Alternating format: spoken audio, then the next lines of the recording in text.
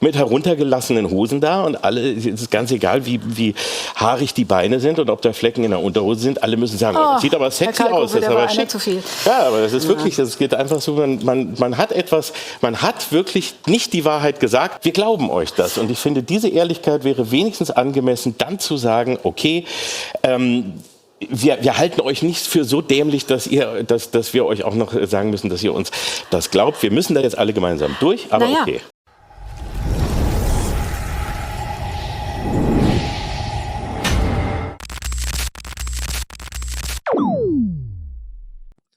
Freunde der Wahrheit, es gibt wieder einiges zu besprechen. Oliver Kalkofe nimmt kein Blatt vor den Mund und zerlegt die CDU gnadenlos. Dass selbst Maischberger kurz durchatmen muss. Merz und seine Partei stehen da, buchstäblich mit heruntergelassenen Hosen. Und Kalkofe beschreibt das Ganze auf eine Art, die man so in der ARD nicht erwartet hätte. Ein TV-Moment, den ihr nicht verpassen solltet. Also, was denkt ihr? Haut eure Meinung in die Kommentare, lasst ein Like da und abonniert für mehr Klartext. Auf geht's! Eigentlich hatten sich das Schwarz und Rot so schön vorgestellt, die machen viel Schulden und brauchen dazu aber die Grünen und die sträuben sich. Glauben Sie, es könnte noch schiefgehen? Natürlich, es könnte alles noch schiefgehen. Also ich glaube, also theoretisch ist es möglich, aber ich glaube, praktisch werden sich alle irgendwie zusammenreißen müssen. Ich meine, jeder weiß, in welcher Situation wir sind. Wir haben so viel gerade hinter uns nach dem Ampelbruch und nach allem, was passiert ist, Neuwahlen etc., werden sich das, glaube ich, weder die Beteiligten das sich weder für die eigenen Parteien noch für das Land irgendwie leisten können. Und sie wissen, dass sie irgendwie jetzt sehr, sehr viele saure Äpfel, die mit vielen dicken Kröten gefüllt sind, beißen müssen und die dann auch schlucken werden. Und am Ende ist nur die Frage, wer wird am wenigsten als Verlierer dastehen, weil leider gibt es im Moment keine ehrlichen Gewinner, auf jeden Fall keine stolzen und ehrenhaften. Stichwort für Markus Söder, denn dass die Grünen sich so sträuben könnte auch an einem Auftritt, der letzte dieser Art, beim politischen Aschermittwoch von Markus Söder letzte Woche gelegen haben.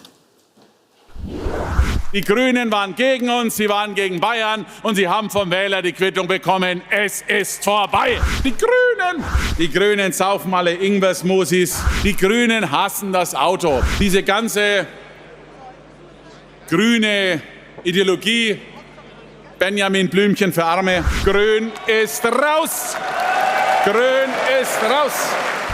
Also auch hier wurde gelacht, Oliver Kalkofe. Normalerweise Politik, Satire, zwei unterschiedliche Dinge. Hat der Ministerpräsident das Fach gewechselt und ist jetzt bei Ihnen im Fach? Nein, also ich glaube, das, was man hier gesehen hat, war weder Politik noch Satire. Also ich würde sagen, das war keine Politik, sondern es war peinliche Polemik und Populismus. Und vor allem, und da möchte ich mich also absolut gegen verwehren, war das keine Satire. Also das war wirklich, das war brachial, billiger, bayerischer Bierzelthumor. Wo man sich dann mal, also damit man kurz zum Saufen einmal lachen und sich auf die Schenkel schlagen kann. Aber es war weder inhaltlich richtig und vor allem, das muss man eben auch sagen, es war auch überhaupt nicht lustig. Also ich glaube, wenn da gelacht wird, dann eher über Söder, wie er sich wirklich immer weiter da reinreitet in diesen schon manischen grünen Hass, den er da präsentiert und den man auch nicht mehr nachvollziehen kann. Und vor allem, es zeigt eben auch, noch schlimmer eigentlich als schlechte Verlierer sind nur schlechte Gewinner. Und das, was er hier zeigt, ist sowas von stillos und selbst für die CSU unwürdig, würde ich sagen. Und das heißt schon was. Gut, aber also der Markus Söder am Aschermittwoch ist das eine. Es ist aber nicht eben ungewöhnlich, was er sagt, hat er jetzt die letzten Monate immer gesagt, Frau Diekmann. Und er war nicht alleine. Auch Friedrich Merz hat ja keine Gelegenheit ausgelassen, auf die Grünen einzuprügeln. Was die Taz, die Tageszeitung, zu diesem Titel dann verleitet hat, weil der jetzt gebraucht wird. Hallöchen, grüne Spinner, bitte helft mir. Also wie wichtig ist denn bei den Grünen oder wie tief ist die Verletzung bei den Grünen durch diese Attacken? Also wenn die Grünen keine Spinner sind, und davon würde ich jetzt mal wohlwollend ausgehen, dann ist das eine tiefe Verletzung. Was wir eben gesehen haben bei Markus Söder, um das noch zu ergänzen, ist vielleicht eine der teuersten Bierzeltreden, die je gehalten wurde. Wie gesagt, sowas treibt den Preis für solche Verhandlungen, wie sie gerade stattfinden, in die Höhe. Und das trifft es ja auf den Kopf. Die Taz ist ja unschlagbar mit ihren Titeln. Ja. Jedes Kleinkind weiß, wenn es was will, dann macht es so und guckt lieb. Es tritt niemanden vor Schienbein.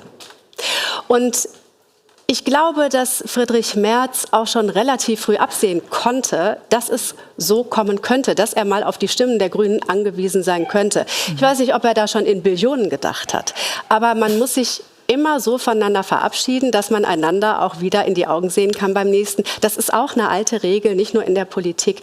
Ich frage mich wirklich, wann die Gewissheit eingesetzt hat, beziehungsweise vielleicht hat sie es immer noch nicht, wer an welchem Hebel, welcher Länge wo sitzt. Ja, wie glaubwürdig ist das, was Friedrich Merz macht? Denn er hat ja, anders als die Grünen, auch vor den Wahlen, und das ist noch 2 Tage nach der Wahl, eines wirklich ausgeschlossen, nämlich eine Reform, eine schnelle Reform der Schuldenbremse. Es ist in der naheliegenden Zukunft ausgeschlossen, dass wir die Schuldenbremse reformieren. Das ist, wenn es überhaupt stattfindet, eine ziemlich umfangreiche, schwierige Arbeit, die da zu leisten ist. So, die naheliegende Zukunft ist sehr kurz geworden. Was Horst Seehofer, ehemals CSU-Chef und Ministerpräsident von Bayern, jetzt gerade dazu gebracht hat, der Union Wortbruch vorzuwerfen. Hat er recht? Also es ist jetzt, glaube ich, egal, wie man es nennt, also Wortbruch, Lüge, Dehnung der Realitäten oder was auch immer, es stimmt. Also es ist einfach so, das, was vorher vor den Wahlen von Friedrich Merz und von der CDU behauptet wurde und das, was kategorisch ausgeschlossen wurde, wird jetzt versucht umzusetzen. Und jetzt in einem Interview letztens hat Merz gerade gesagt, alles das, was wir jetzt gerade mit den Grünen verhandeln oder was wir den Grünen vorgeschlagen haben, haben sie im Grunde vor einiger Zeit selber so gesagt. Also erstens mal, wenn man sich so sehr abgrenzen will von den Grünen, dann aber damit sagt, ja, die müssen zustimmen, weil wir sagen ja auch das, was sie wollten, zeigt erstens, wie ähnlich man ja eigentlich dabei liegt. Und das Zweite ist, ja, die Ampel ist zerbrochen daran, an dieser Frage, ob man die Schuldenbremse reformieren kann, was man tun kann oder wie man mit Sondervermögen umgehen kann. Da hat sich die CDU mit Händen und Füßen gegen gesträubt. Jetzt machen sie es. Mir kommt das so ein bisschen vor vom Bild her so, also als wenn man so bei einem großen Pokerturnier sitzt und plötzlich fallen einem aus dem Ärmel alle gezinkten Karten raus, ja, und alle gucken und alle sehen das und man sagt, oh, das wusste ich gar nicht, dass die hier drin sind. Das sind meine, das ist auch gar nicht mein Anzug. Und dann aber halt, Moment, aber haben wir eigentlich schon mal darüber gesprochen, wie schlecht die anderen hier die ganze Zeit gespielt haben? Und ach nee, und noch übrigens auch, ne, also habt ihr gesehen, um was es hier alles geht, wie groß der Pot ist, also whatever it takes, das Schwamm drüber, jetzt spielen wir mal einfach weiter, gebt mal neue Karten aus. Das ist ganz erbärmlich. Die CDU steht, finde ich, jetzt gerade mit heruntergelassenen Hosen da und alle, es ist ganz egal, wie haarig die Beine sind und ob da Flecken in der Unterhose sind, alle müssen sagen, oh, das sieht aber sexy aus, das ist aber schick. Zu viel. Ja, aber das ist wirklich, das geht einfach so, man hat wirklich nicht die Wahrheit gesagt und man verlangt von uns, dass wir so dumm sind, zu sagen, wir glauben euch das. Und ich finde, diese Ehrlichkeit wäre wenigstens angemessen, dann zu sagen, okay, wir halten euch nicht für so dämlich, dass wir euch auch noch sagen müssen, dass ihr uns das glaubt. Wir müssen da jetzt alle gemeinsam durch, aber okay. Also es gibt ja 2 Versionen. Die eine Version, das ist die Union sagt, es gab eben dann dieses Treffen im Weißen Haus zwischen Zelensky und Donald Trump. Und da war allen klar, das ist sozusagen das Ende der westlichen Welt, wie wir es kennen. Und das bringt alle auf eine völlig andere Spur. Ich dachte echt, das wird eine Comedy-Nummer. Aber nein, das war pure Ernsthaftigkeit bei Maischberger.